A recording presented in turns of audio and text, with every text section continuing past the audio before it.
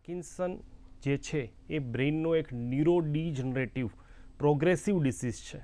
એનું મેઇન કારણ જોવા જઈએ obviously degenerative, that means ageing is the number one reason. Most common risk factor is ageing. Mostly આ બીમારી 60 વર્ષથી વધારે લોકોમાં જોવા મળે છે. બટ યસ, એવું જરૂરી નથી. યંગ ઓનસેટ પાર્કિન્સન ડિસીઝ, જે નાની ઉંમરમાં પાર્કિન્સન બી આજકાલ જોવા મળે છે, જે 30થી 50 વર્ષના લોકોમાં જોવા મળે છે.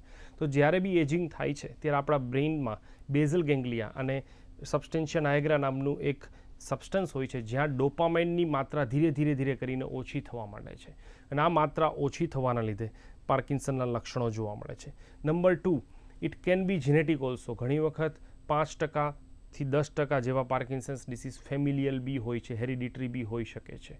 નંબર 3, સેકન્ડરી પાર્કિન્સોનિઝમ, જે કોઈ કારણથી થાય છે, જેમ કે કોઈ બ્રેઇનમાં ઇન્ફેક્શન થયેલું હોય, સ્ટ્રોક થયેલો હોય, બ્રેઇનની કોઈ હેડ ઇન્જરી કે એ રીતનું કોઈ બ્રેઇનની પ્રોબ્લેમ થયેલી હોય, જેના લીધે બેઝલ ગેંગ્લિયા કે જે ડોપામાઇનનો સોર્સ છે આપણા બ્રેઇનમાં, એમાં કંઈ પ્રોબ્લેમ થયો, એના લીધે પાર્કિન્સનના સિમ્પટમ્સ જોવા મળે.